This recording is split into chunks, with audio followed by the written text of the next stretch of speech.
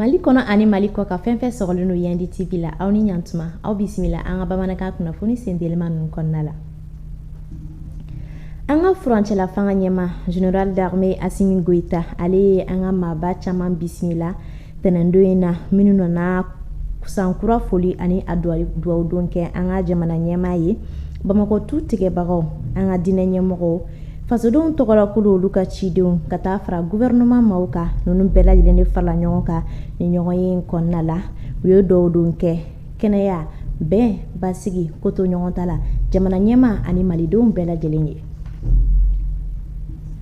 An ka ministre ɲɛma général de division Abdoulaye Maïga ale ye AES ka commission min bɛ Burkina Faso a ye yen cidenkulu dɔw bisimila min tun ɲɛmaya bɛ commission yɛrɛ ma ɲɛma bolo n'o ye Basolma Bazi ye a kɛra kunun tarata don janvier kalo tile 13 san 2026 ni ɲɔgɔn ye bɛ don AES jamanaw o commission olu ka baaraɲɔgɔnya fanga bonyali okumu kɔnɔna la an'u ka hakili falefalen u ni ɲɔgɔn cɛ o fanga bɛ se ka bonya cogo min na ni ɲɔgɔn ye senfɛ Burkina Faso ka cidenkulu u ye foli ani tanuni kɛ ka ɲɛsin an ka jamana ale ka baarakɛlaw ma.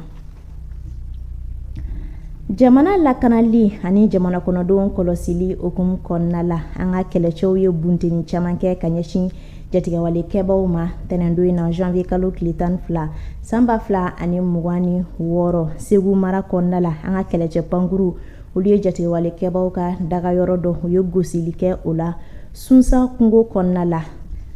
o kɔfɛ an ka pankuru ye gosili caman wɛrɛw fɛnɛ kɛ min kɛra sababu ye ka jatigɛwalekɛba caman bɔnɛ u ni na ani ka u ka moto caman jeni o kɛra Zancɛbugu bani ni a kɔrɔ ni ɲɔgɔn cɛ Kekoro ale kungo kɔnɔna la Segu marabolo kɔnɔ o kɔ an ka kɛlɛcɛ pankuru ye gosili kɛ tuguni ka ɲɛsin jatigɛwalekɛbaw ma Jafara bɛ ale kɛrɛfɛla la Mopti marabolo kɔnɔna la.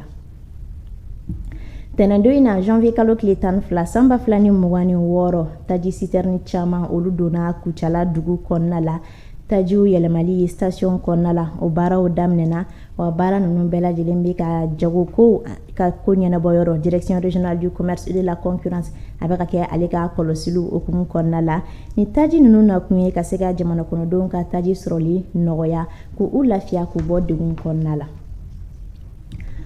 Kurun kasara min kɛra dire kɛrɛnkɛrɛnnenya Tɔnbukutu marabolo kɔnɔna la a kɛra jumadon tɛmɛlen dɔ farala maa fatulon jate kan an bɛ yɔrɔ min na iko sisan maa 37 olu de su yera olu minnu na musolaka 25 b'u la maa 19 olu sera ka kisi minɛ caman fɛnɛ tiɲɛna kasara in senfɛ sɛgɛsɛgɛliw bɛ sen na an bɛ waati minɛ iko sisan walasa maa tununnenw olu bɛ se ka ye cogo min na.